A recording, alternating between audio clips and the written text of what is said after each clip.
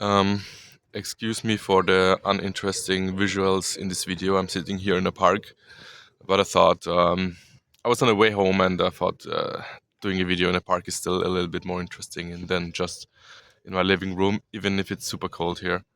Um, and that might affect my speech. Um, Also, you can study my beard as it's slowly going gray. I'm looking forward to that being tracked on YouTube. Well, let's go into the video. I'm reading again this book, Time Energy by David McCarricker. Um, and and I will not summarize anything here. The main part for this video is that in chapter 6, like this is a philosophy book. In this chapter in particular, it reflects on Heidegger being in time, and he has this existential, not category concept of time energy, and basically the whole chapter is sort of, I don't know what the history is, but it's basically like a defense or pushback against some criticisms that he clearly had encountered from other thinkers, philosophers, or whoever who take the not physical physics concept he talks and criticizes them as exactly not like being a physics thing, like time is in physics and this objective object, and that they accuse him of this is just a subjective thing, and therefore not helpful and derivative maybe, especially of Marx labor power and whatnot. And I've seen this before. Like, there's a point I want to address, and this has nothing to do with philosophy really at all, but with the terminology of linear time, right? So there is basically two notions of linear that are used in mathematics. On the one hand, the order theoretical one, where we talk about the linear order, also called total order or pseudo order in a constructive context, just to distinguish the logical framework. But there, it's basically about the total order being like a mechanism of putting things, like expressing that things are put in a sequential structure. That you have for any American president, either they come in succession in one way or the other, or there are some other presidents in between, but there is not like a graph which diverges, and they are sequential in the sense that there's not a president which is not on this, on this line, right? And there already sort of lies the problem, because the mere ordering process does not necessitate distances. We are not applying metrics here where we evaluate how far these presidents are apart from each other. I mean, in this case, this is just a finite object, like a number of presidents. We could say how many presidents are there in between two presidents, and it goes from 0 to some number. I don't know how many presidents there are, like many tens of presidents. But there's this concept of the linear order, what is called linear order. And just from this overuse of the word linear, I never really liked even calling it a linear order, because then there's of course also the concept of a linear function generalized to homomorphisms, which is more algebraic in nature. And so, if, for example, before making this video, I was thinking of what natural example I could give of it. Like, if you have like a kindergarten of kids, and you all take them to the cinema, and the ticket price is like, I don't know, $10 per kid to have them enter the cinema. Then if you have 20 kids and you have to pay for 3 more to 23, then you will pay $30 more. And if you have 35 kids and have 3 more to 38, then you're also going to pay 30. Also, there's this there are linear functions where the main feature is this, if you plot it on an XY graph, this sort of linearity. It doesn't matter where you currently are, if you add the same amount, the same thing is added. This is like one derivable aspect of a linear function. And so there's this the second one is in a sense stronger, right? It does not just talk about the fact that the x-axis is like values which one come after the other, but there's also this other stronger uh, aspect, which is in particular relevant when you're dealing with continuous objects. And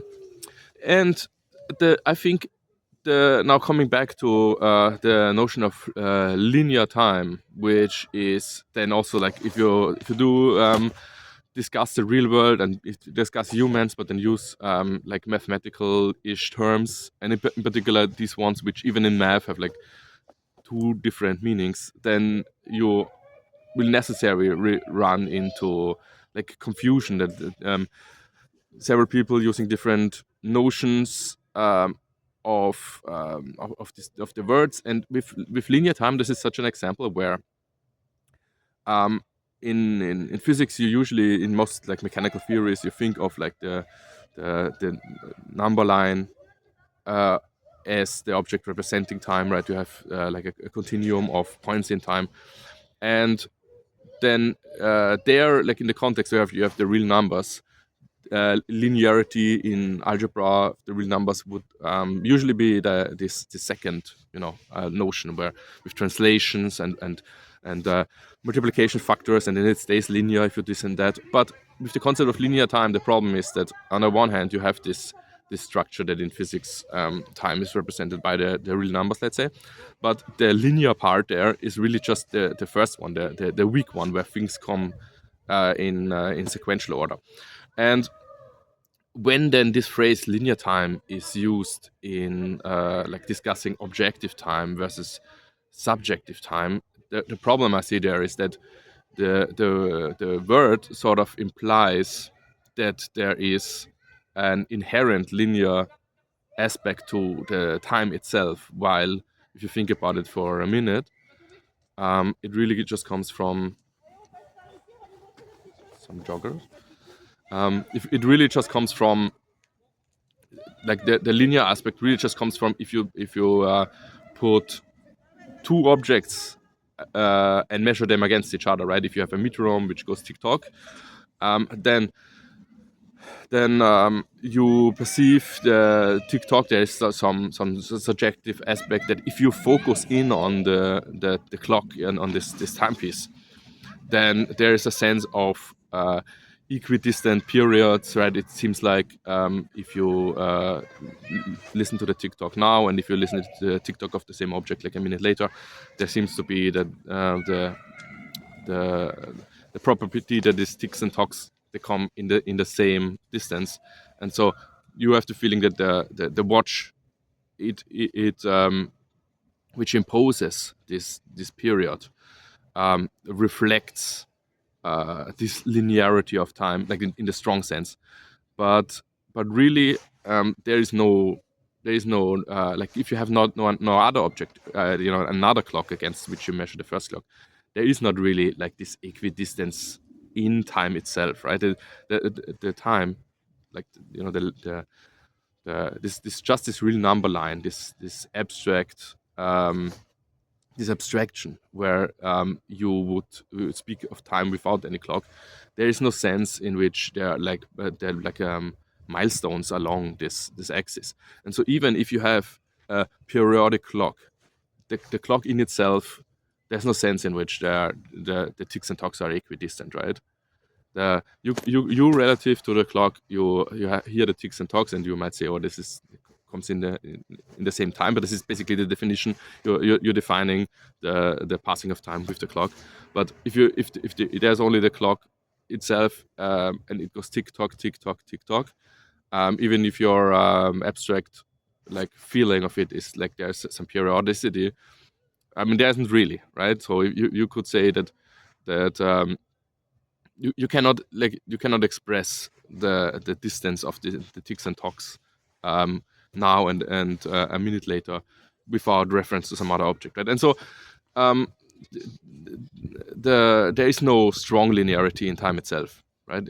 I hope that my explanation or the point that I want to make here sort of makes sense itself. So using the phrase linear time, which sort of suggests that there's this strong linearity of recurring equidistant periods in time itself, as opposed to time just being a vehicle for this like, which enables this weaker notion that indeed things come after another, right? The some talk is not like it's somewhere in the past or in the future between other talks, but they come indeed in a sequence. You can say that. Is just confusing. So I would not even use the phrase linear time. And also, it brings me then to a second point where, God, 10 minutes. I don't know. I don't even know what I said now. It's not 10 minutes worth of video, but the so be it. The other point I want to make is that, um,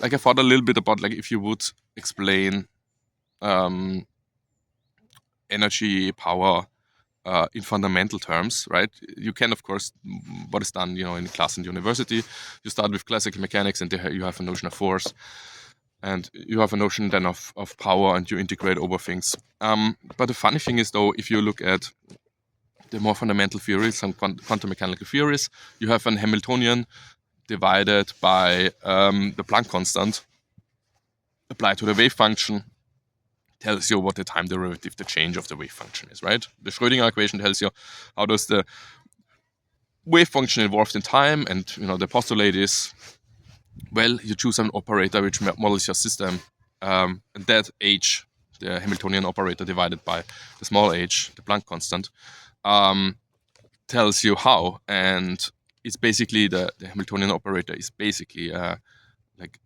a list of frequencies. If in the diagonalized view. So basically, it says that I define my model by a list of frequencies. They might not naturally be in a diagonal way, but it's like this emission operator, yada yada, times I, and that gives you the time derivative, and everything else is derived. And then the idea is sort of the normal, like, macroscopic physics mechanics is just an integrated up form of what really goes down in the fundamental theory of quantum mechanics. But then, if you come at it from that perspective, then it's really an historical accident that the constant that you divide by, the Planck constant, is this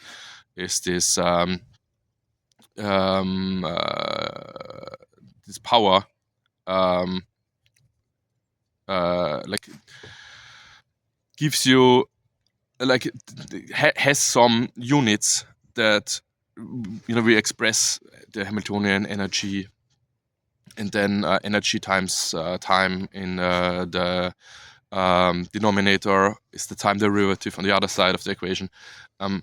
This is sort of unnatural, because if the Schrödinger equation is the fundamental thing, and you are interested in the change along the time axis, then you should also write down the operator on the right hand side of this equation, just in terms of the unit which is naturally given with the time derivative operator, which is to say, you should also just talk about frequencies, and everything else sort of emerges by integrating up the equation, by computing how things evolve.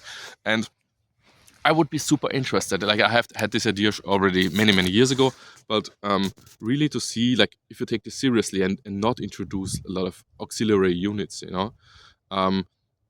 that I have the hunch sort of obscure your thinking. We have power, but power, from this fundamental perspective, really comes down to frequencies, and frequencies mixed together in this Fourier decomposition, which is so natural in the Hilbert space, comes down to determining rates of change, right? It's all about rates of change. And what if you do not introduce this language of energy, power in physics, and track how the Hamiltonian eigenvalues and all this, more naturally as frequency denominated objects, and integrated up frequencies and average frequencies and so on. What if you track that and express, use sort of the Ehrenfest theorem to translate everything to classical mechanics, and see what are then the natural objects? How do the rates really play into that? Maybe speaking in terms of summed up frequencies is much more insightful and naturally, or at least in addition to what we already know, and not talking about the sort of derived concepts like forces, which are sort of energy density effects. Okay, so maybe the last part was even more messy than the first, but I hope I conveyed my ideas, and that might be something to worth thinking about, and even work out. Just start with the fundamentals, um, and look at how other theories look in this more fundamental terms, and have everything in terms of frequencies. Okay, with that, I will go into the warmth now. Take care.